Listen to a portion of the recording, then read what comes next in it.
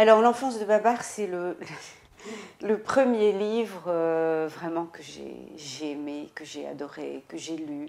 C'est le premier dans lequel j'ai appris à lire. Et avant de lire, c'est mon père qui me le lisait, donc il me prenait sur ses genoux et il lisait. Et j'ai encore le ton avec lequel il me lisait dans la grande forêt, un petit éléphant est né. Il s'appelle Babar. Sa maman l'aime beaucoup. Babar, c'est pour moi un des plus beaux romans d'apprentissage qui existent. On a tout ce qu'on peut avoir dans une histoire, le drame, la résilience avec la vieille dame qui le recueille, qui s'occupe de lui, etc.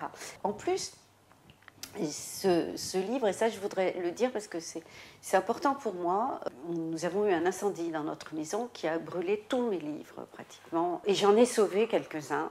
Et je parlais de résilience, c'est aussi ce qu'on sauve, qu'est-ce qui reste d'un désastre. L'objet livre représente tout ça.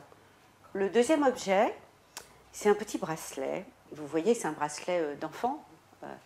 En fait, il appartenait à une petite bédouine que nous avions rencontrée dans le désert du Sinaï. On avait échangé, parlé, et nous avions échangé nos bracelets. Et donc j'ai toujours gardé évidemment le bracelet de cette petite fille.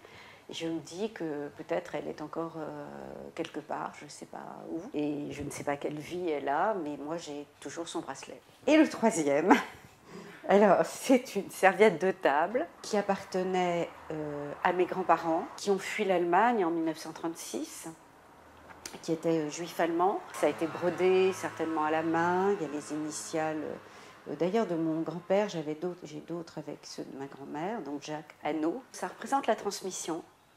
Et je pense que là aussi, nous avons des objets comme ça qui nous viennent, parfois pas beaucoup, mais qui nous viennent de loin, comme ça, qui ont traversé eux-mêmes des choses, des événements. Et ça représente la famille. Et pour moi, la famille est quelque chose de vital. C'est lié à la mémoire aussi, parce que ce sont justement ces grands repas de famille où on s'ennuie beaucoup quand on est enfant, mais dont on garde un souvenir finalement assez nostalgique, parce que c'est une certaine nourriture, c'est un certain rituel, ce sont des gens qui ne sont plus là. C'est lié aussi à la nourriture, à la table, et c'est quelque chose qui compte beaucoup pour moi. La cuisine, j'ai écrit sur les légumes, la gastronomie m'intéresse beaucoup, donc tout cela, voilà, j'ai voulu le rappeler, le symboliser à travers cette serviette de table.